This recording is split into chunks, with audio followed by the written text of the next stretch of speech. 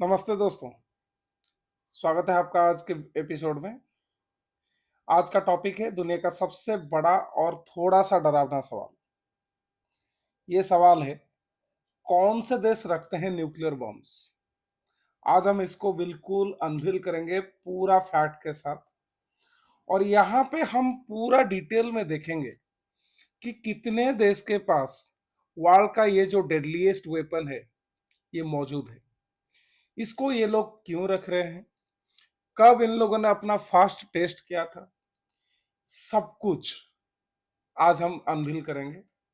तो वीडियो का अंत तक जरूर देखिए। सबसे पहले हम समझते हैं ये न्यूक्लियर वेपन्स क्या है। दोस्तों पहले ये समझ लेते हैं कि ये है वो बॉम्ब्स जो न्यूक्लियर फिजन या फ्यूजन के थ्रू काम करते हैं।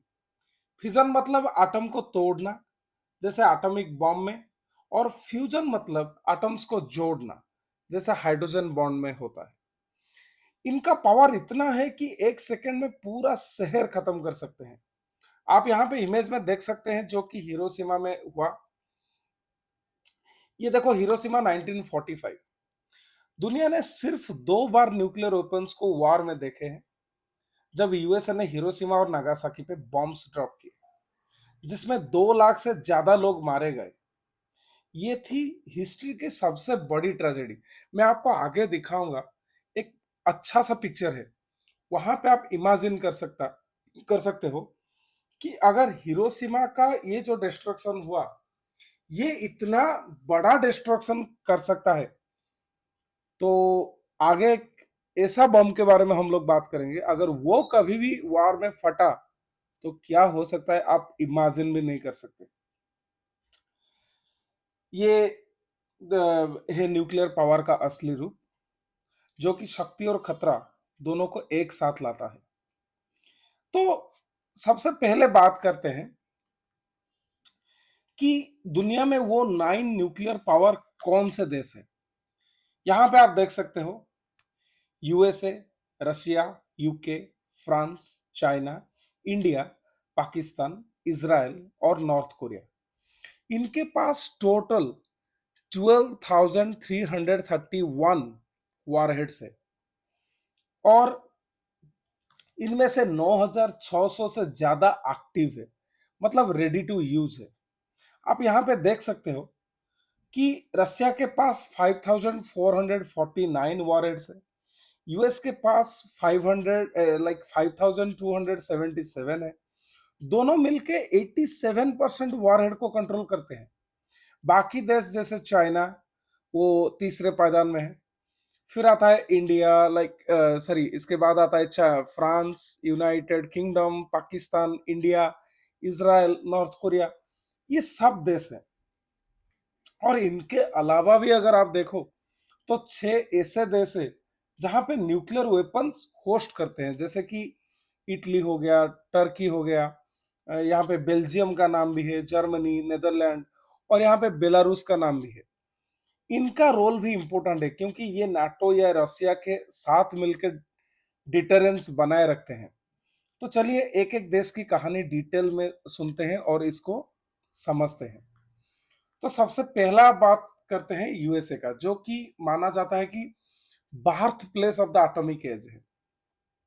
देखिए दोस्तों, बात है 1940s की, जब वर्ल्ड वॉर टू चल रहा था। यूएसए ने एक सीक्रेट प्रोग्राम शुरू किया, मैनहट्टन प्रोजेक्ट। ये आप देख सकते हैं जो मैनहट्टन प्रोजेक्ट था। इसको जे रॉबर्ट ओपनहाइमर, इन्होंने, इनके जैसे साइंटिस्ट ने दिन रात काम किया, और ये प्रोजेक्ट इतना बड़ा था कि इसकी कॉस्ट आज के 23 बिलियन के बराबर थी। जुलाई 16 1945 को जो अलामागडो न्यू मेक्सिको है, वहां पे पहला न्यूक्लियर टेस्ट हुआ, जिसको हम ट्रिनिटी टेस्ट भी कहते हैं। ये था दुनिया का पहला एटॉमिक बॉम्ब का धमाका। इसके बाद अगस्त 1945 में यूएसए ने हिरोशिमा और नागासाकी पे बॉम्ब्स ड्रॉप्स किए, और जिसमें 2 लाख से ज्यादा लोगों की जान गई। आप यहाँ पे एक इमेज भी देख सकते हो जो कि हिरोशिमा का ही है। ये थी न्यूक्लियर पावर की शक्ति और उसकी ट्रेजेडी। यहाँ पे किसने हेल्प की? अगर हम देखें तो ज्यादातर यूएस की खुद का जीनियस थे, लेकिन ब्रिटेन का ट्यूब एलॉयज प्रोग्राम से थोड़ी सी मदद यहाँ पे मिली। आज यूएस के पास लगभग 5277 वॉरेट्स है, जो ट्राइडेंट सबमराइन्स और बी टू बम्बर्स, आपको तो बी टू बम्बर्स के बारे में पता होगा। अभी हाल ही में जो ईरान में जो एयर स्ट्राइक्स हुए, तो इसमें इसका यूज हुआ था। तो ये सब उनके पास डिप्लॉयड है। यूएसए का मंत्र है लाइक स्ट्रेंथ थ्रू डेटरेंस, लेकिन ये पावर रिस्पॉन्सिबिलिटी भी लाती है। फिर बात करते हैं रसिया के बारे में। देखिए, रसिया जो कि पहले सोवियत यूनियन था, कोल्ड वॉर का एक सुपर पावर है। जब यूएसए ने 1945 में बॉम्ब्स ड्रॉप किए, तो जोसेफ स्टालिन ने सोचा हमें भी न्यूक्लियर पावर चाहिए। उन्होंने सोवियत एटॉमिक प्रोजेक्ट शुरू किया और थोड़ी सी हेल्प भी ली। कैसे? Like espionage. देखिए, साइंटिस्ट जैसे क्लास फॉश ने यूएसए के मैनहट्टन प्रोजेक्ट से सीक्रेट्स को चुराए, और इनका पहला टेस्ट हुआ ना अगस्त 29 1949 को। वो भी कहाँ पे?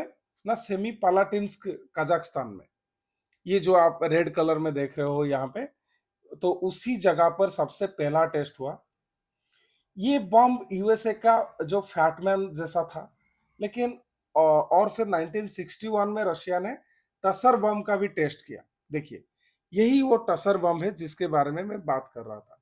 यहाँ पे आप देख सकते हो, इसको अगर आप कंपेयर करो जो कि हिरोशिमा में पड़ा था 1945 में, तो उसके मुकाबले ये बहुत बड़ा है।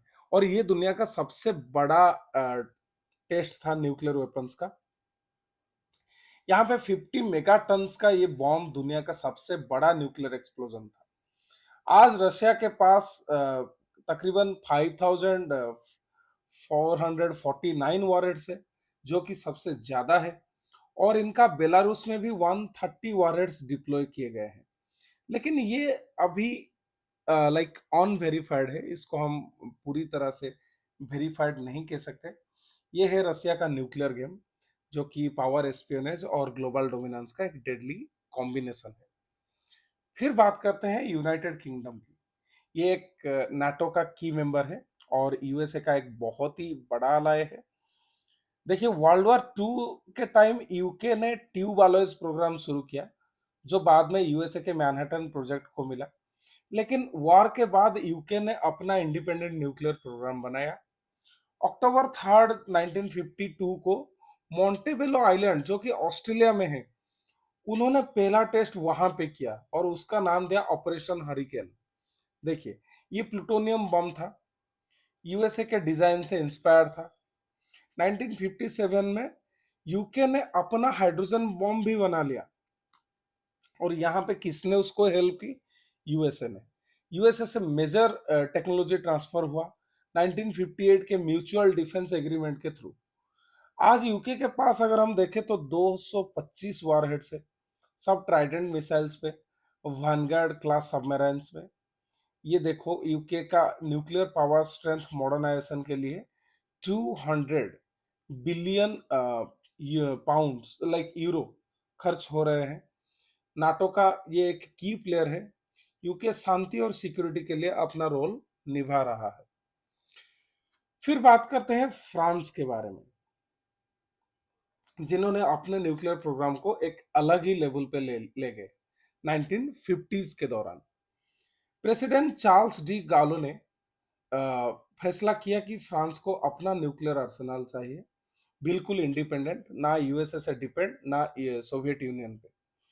इनका पहला टेस्ट हुआ फरवरी 13 1960 को सहारा का डेजर्ट में। आपको पता है सहारा अफ्रीका का जो एक सबसे बड़ा मरुभूमि है, लाइक डेजर्ट है ये। लाइक ये जो रेगिस्तान है आप देख सकते हो, बिल्कुल सहारा का जो अफ्रीका का जो बड़ा कॉन्टिनेंट है, उसका नॉर्थ में ये आता है। तो यहाँ पे अल्जीरिया में अगर आप देखो तो ये टेस्ट हुआ था। और ये जो टेस्ट लाइक इसका पहला टेस्ट वहीं पे हुआ। तो किसने हेल्प किया? शुरू में फ्रांस ने इसराइल के साथ डिमोना रिएक्टर पे काम किया, और थोड़ी हेल्प यूके से भी मिली। लेकिन ज्यादातर ये फ्रांस का खुद का रिसर्च था। आज फ्रांस के पास लगभग 290 वॉरहेड्स है जो सबमरीन्स और मिरेज जेट्स पे डिप्लॉय है। और इनका खुद का जो मिरेज है, मिरेज जेट्स, वो भी बिल्कुल कस्टमाइज्ड है ये न्यूक्लियर वॉरहेड्स को कैरी करने के लिए। इनका पॉलिसी है फोर्स डी फ्रापे, लाइक इसका मतलब है कभी भी किसी भी थ्रेट का जवाब देने को रेडी रहे। फ्रांस का न्यूक्लियर प्रोग्राम है शक्ति और स्वाभिमान का प्रतीक। फिर बात करते हैं हम, ये आप यहाँ पे पिक्चर में देख सकते हो, ये है डिमोना रिएक्टर, इसके ऊपर भी हम आगे बात करेंगे।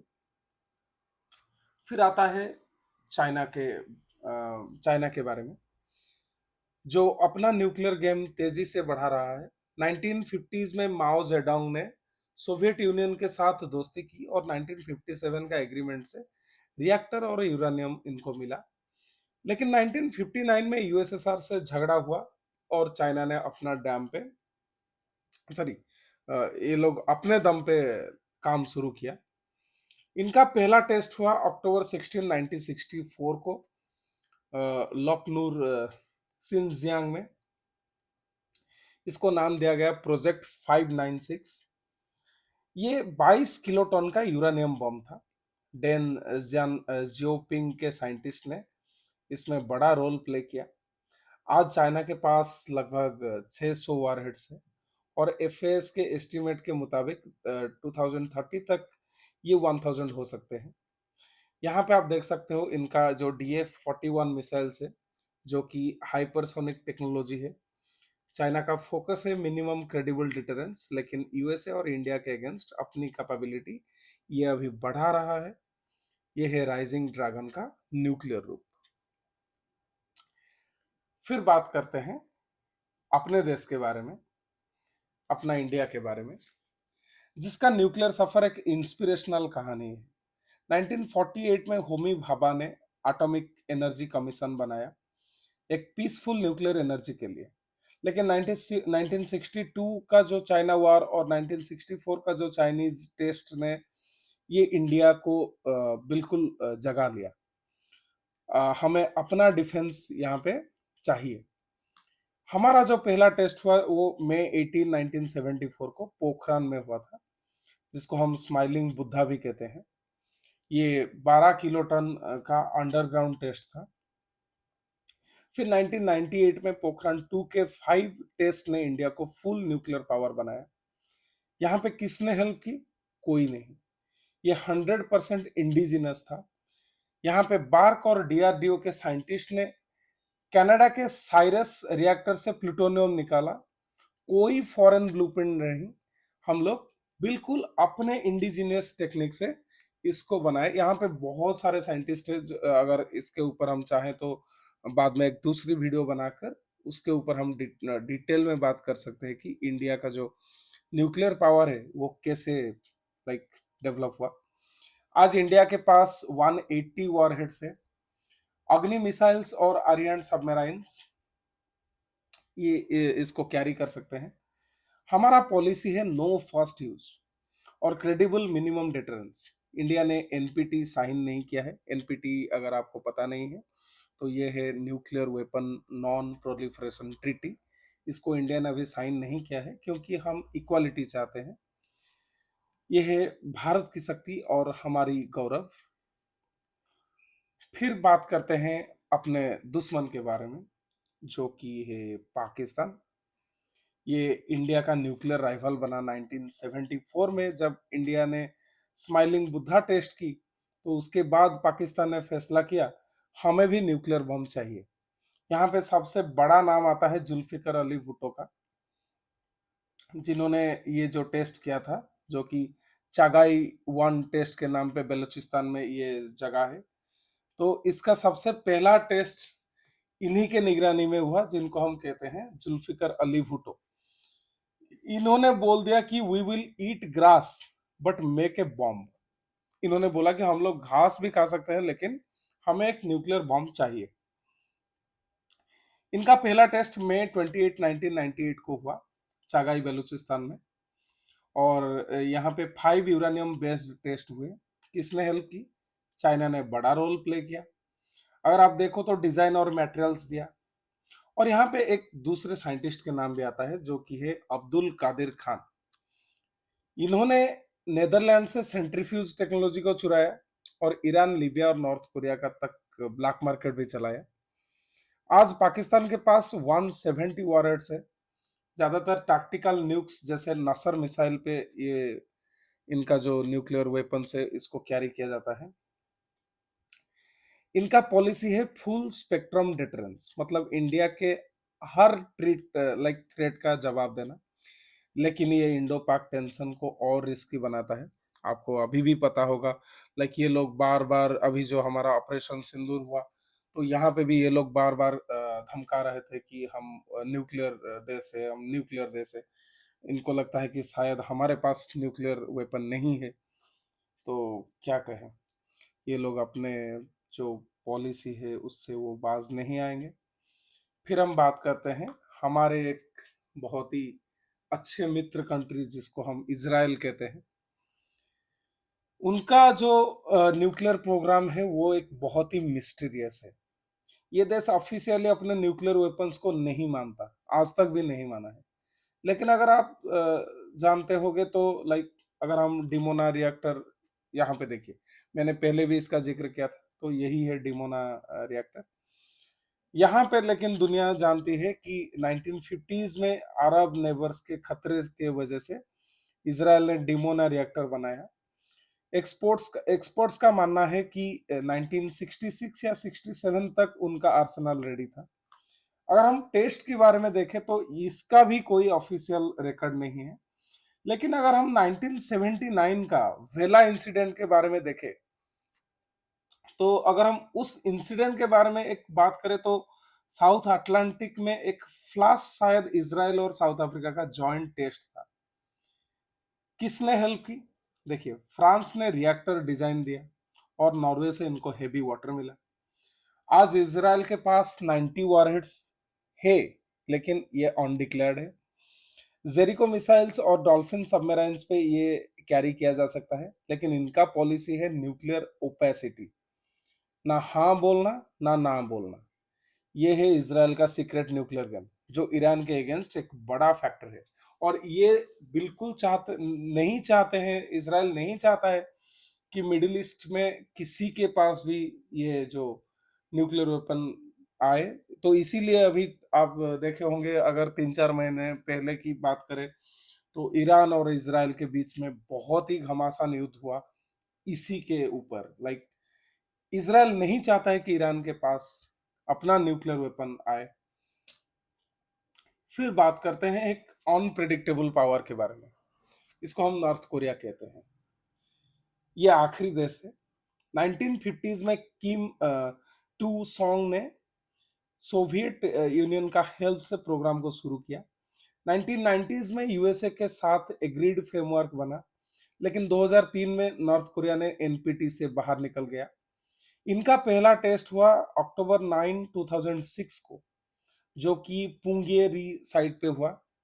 यहाँ पे 1 किलोटन का बॉम्ब इन्होंने इस्तेमाल किया।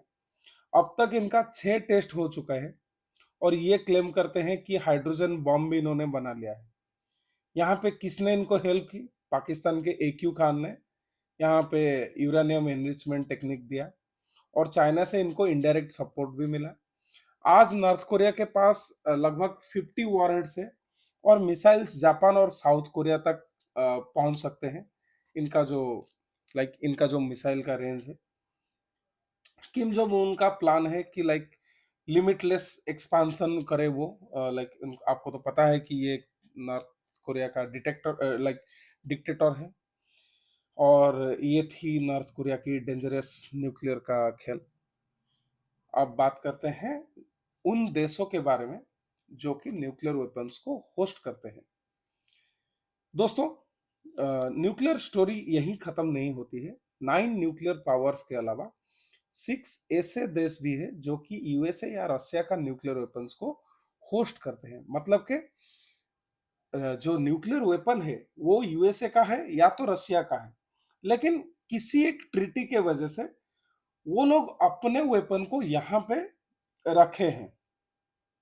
तो ये देखो, यहाँ पे अगर हम देखें तो बिल्कुल एक चार्ट के ऊपर अगर हम नजर डालें, तो इटली के पास यूएसए का सबसे ज्यादा, लाइक सॉरी, टर्की के पास सबसे ज्यादा है, जैसा कि 35 है।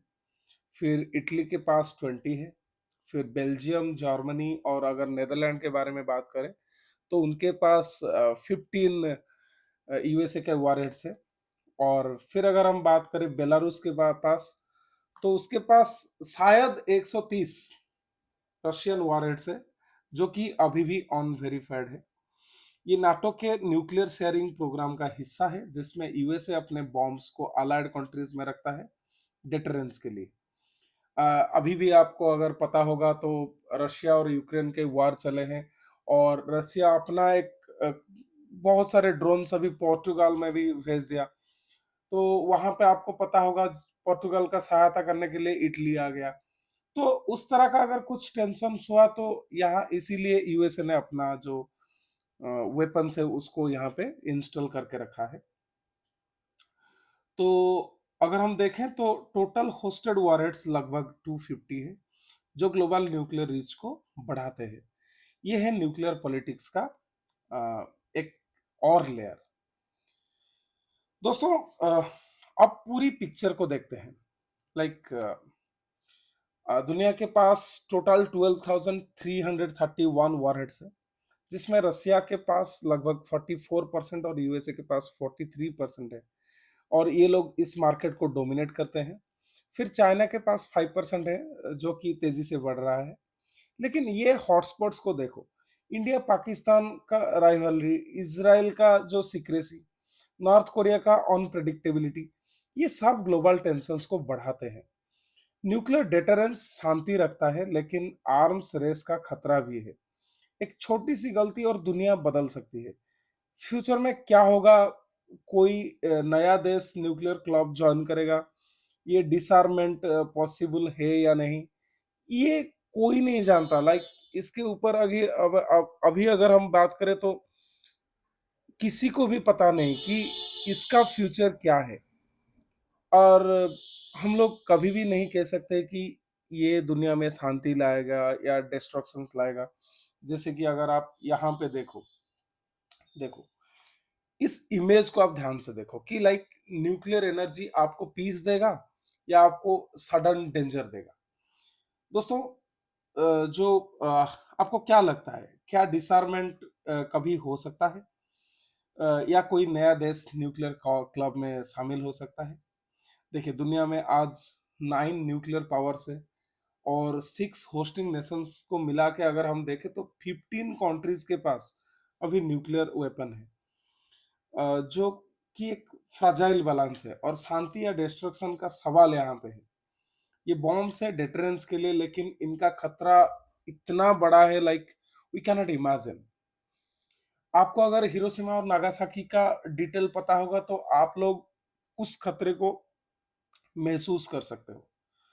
तो दोस्तों, इतना ही था आज के लिए इस वीडियो में। लाइक हम जाने कि कितने देश के पास ये सब टेक्निक्स है।